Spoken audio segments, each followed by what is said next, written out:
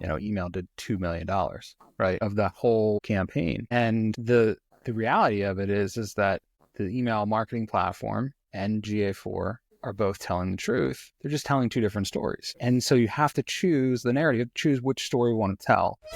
Welcome to Not Quite a Podcast, where we talk with founders, marketers, writers, builders, and designers about life, business, marketing, and more. And sometimes we even say something smart.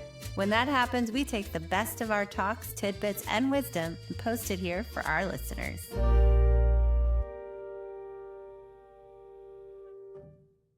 Analytics, what's new in the world of analytics for you? We're right now trying to get cleaner data, more data, hopefully, and just trying to get to a source of truth, if you will. Mm-hmm.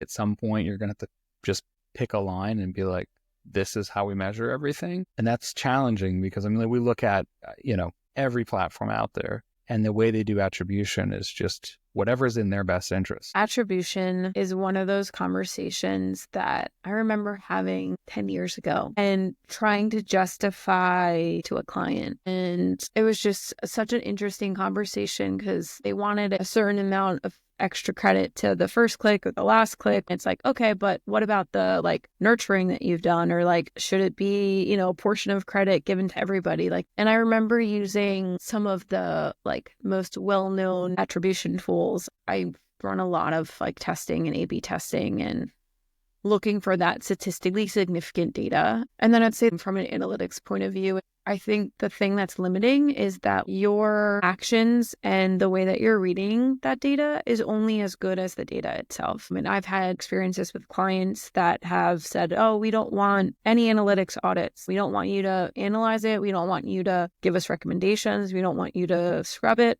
Just use what we have. Okay. So we put that as a disclaimer saying we're making actionable decisions off of the data as is. And there's been instances where a client finds out that they're double counting things. So they're skewing their data and have for years. The other thing is it's probably the first time that I'm seeing interest from clients in moving away from Google and their products. I think people are actually hearing about other technologies and platforms and they're like, oh, should we explore that? Whereas for so long, Google was the end all be all and the single source of truth and the king of data and this, that, the other thing. But especially as a marketer, you're making all these decisions and it's dollars and it's real time and making sure that the actions that you're taking and the decisions that you're making are based off of that accurate data. I think that attribution is massive. And if we can accurately attribute where someone is coming in from fairly, and then level that across the playing field so that every platform, every channel is measured the same way, that's a really great start. But you're still only seeing so much of the picture. And when we look at analytics and what you can see currently and what's happening across these different channels, I have to guess that you're probably seeing about 10, maybe 15% of the whole picture. It isn't our goal to get to 100%. It's impossible. But if we can get to 60, 70%, and then you can use your gut for the rest, then great. We recently just completed a big campaign for a client where a lot of our effort was focused on email, and the email marketing platform that they use attributed that the email drove over $2 million in revenue. And then GA4 says, actually, you did $500,000. So somewhere between $500,000 and $2 million is the real answer. And that's just a huge swing. Yes, that discrepancy is huge. That's massive. Wow. I guess from my perspective, it's is that just a fundamental difference between the two and you have to pick which one you want to move forward with? Or is it saying hey, actually, let's look a little deeper? Well, exactly. If all we did was email marketing, then it'd be well, that's the case study right there. Email did $2 million, right, of that whole campaign. And the reality of it is that the email marketing platform and GA4 are both telling the truth. They're just telling two different stories. And so you have to choose the narrative, choose which story you want to tell. Right? I'm not in analytics all the time as much as you are, but if you see the ad on Facebook, then go to the website, not click on the ad, but just go to the website and make a purchase within a certain window of time. Meta's going to say that was us. 100%. Although we were obviously involved, therefore we get their credit. And that's, I think, the interesting thing about attribution is because they're both telling the truth. It's just the story is different. That is the kind of the piece of it, especially when you're running campaigns across channels. So you're doing something with Meta, you're doing something with Google Ads. Maybe you're also doing display. Maybe you're doing LinkedIn. Maybe you're doing some sort of remarketing. And you have all these different campaigns and they all have different goals. Some of them are brand awareness. Some of them are more a lead generation or conversion focus, or, you're trying to get signups for a webinar or something like that. Like all of these different things have kind of different ways of measuring. So, you really do have to kind of pick and choose what are you going to use as your source of truth. And that's why I think a lot of clients just default to Google Analytics. How do you make sense of that? Yeah. And I think probably where the pushback for using Google Analytics is coming from is that you're paying them money to run ads on their platform. So you gotta wonder, does that impact in any way the results that we're seeing? Because at the end of the day, it's not a nonprofit, So I don't have the answer for that. I guess that is where the case could be made for using other platforms. But if you look at Meta and go back to that example, that view through conversion, which on the face value to a marketer, to anyone that is not sleazy, a sleazy marketer, right? But there is merit. There is some, value to seeing that ad. Granted, they probably have to see it, 30 times before it registers in their mind as they're scrolling through their feed. And then they go to the website and search for it or make that purchase. GA would not be able to see that. They would not know that I saw this ad on Instagram a day ago and then saw it again today and then went to Google and searched. Especially if I jump from my phone, scrolling Instagram, to now jumping on and typing into Google, looking for that particular product. Again, two different stories, two different sources of truth. And somewhere between 5 million and $2 million is the answer. The crazy part is if email was $2 million of a $5 million sale, and then Facebook's claiming 3 million, and you just keep adding it up. And it's like, everyone thinks, we did $20 million. But there's only $5 million in the bank, right? One of the other things that we used to do was really looking at those user journeys and understanding, before somebody visits our website, what actions are they taking online, offline, and just trying to understand what it looks like for those different audiences. How are they engaging with your site or your product or your services? And then, what does it look like after they engage?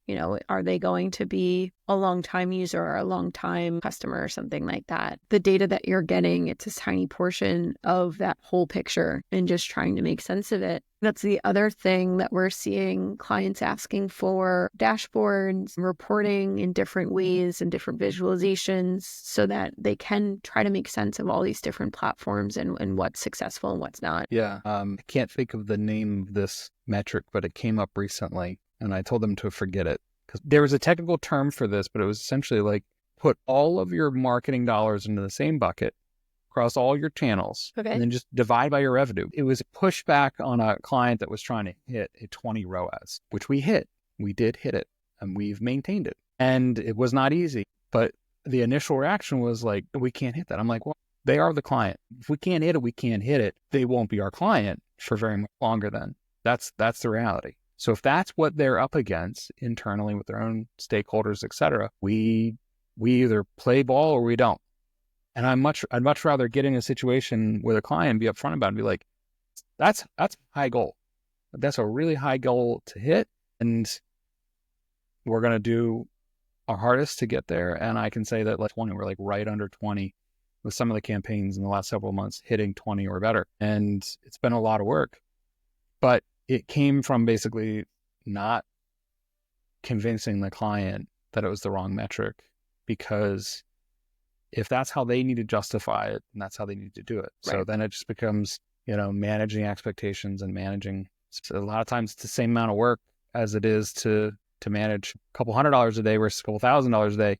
You want to hit that metric, that's what you got to hit. But I can't remember the name of that BS metric. That's what it is in my head. Well, what's funny is you told them to forget it and you did. I get that analytics is flawed, and I get that we cannot track everything, but we can at least just try a little bit. I think sometimes you have to pulse the client a little bit and set expectations. Like we had a client that had really aspirational goals. And I said, okay, that sounds a little high, but, tell me what your current metrics are. They wanted, I think, 1,000 new subscribers or something like that within a very short time frame when they were only getting like 10. If they were getting 5,000 or 50,000 and they wanted 1,000 new in a month, you'd be like, sure, no problem. Same with the targets. Clients have different targets for different reasons. You can show them that you can either achieve it or get really close, and then talk about the different layers that you're leveraging to kind of hit those goals, and you're being upfront about it and transparent. Like, I think that's going to probably be a pretty fruitful and healthy relationship for a long time in partnership. I think that's the other thing that some marketers are afraid of. It's like, well, if we hit that target,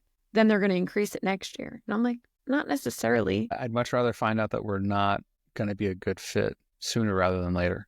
Yes. Right. I think like allowing people to self-select out if they don't align with your philosophy or the way that you approach business, or if they don't seem genuinely interested or willing to make an investment, or don't believe in it and don't believe that you can grow and evolve and hit those targets, then they're probably not a good fit. So like kind of save yourself the headache now. Yeah. If they don't like dad jokes, then get out. I mean, that's just that aspect of being human. And I think with analytics, and I think with campaigns and anything, right? We're human. We're going to make mistakes. I think the goal is that when we make mistakes, we should be the first one to own it.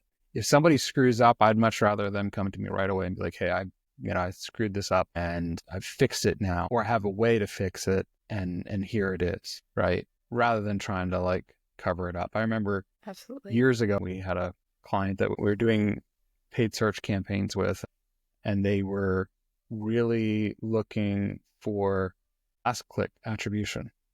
And they had a very targeted goal of driving leads at under a certain dollar amount. A very targeted, very niche campaign. It was a very tight window, really aggressive, time frame, and a big amount of spend. So we suggested a DSP. We got in there, set everything up. We then come into like the first meeting to outline the strategy, and the marketing guy on our side said, hey, what about looking at a different attribution model?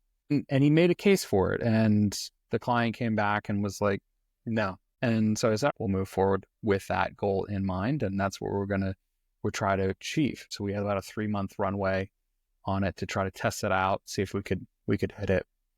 And I remember being well under the goal, and I was ecstatic. And we're reporting on like a biweekly basis to the client where we're at and everything like that. And then the one day I'm looking over this individual's shoulder, and I'm like, what is $600 CPL? Well, that's like, last click, but I'm looking at blah, blah, blah.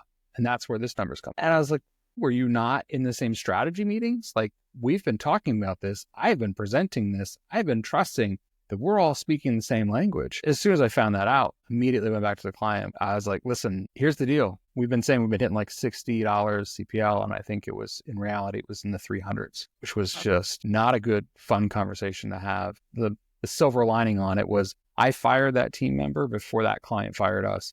And we still tried to save face on it. It was not a fun, crucial conversation for sure. It's tough too, because like as a leader, our job is to lead people, not lead the work necessarily, right? But I have to be able to trust my people to do a good job. Yeah. If you're in client services or on the agency side, like everybody has a story like that where a mistake has happened, whether it was you or somebody on your team, and you have to, tell the client. But I think like the way that you take that accountability and that ownership and that response and the resolution is really what's pivotal for the longevity of that relationship. And you build that trust because you're being transparent and you're saying, this is what happened, this is why, and this is how we're fixing it moving forward. Thanks for listening to Not Quite a Podcast. To hear new episodes, view the archive, or find out more about being a guest on the show, visit notquiteapodcast.com.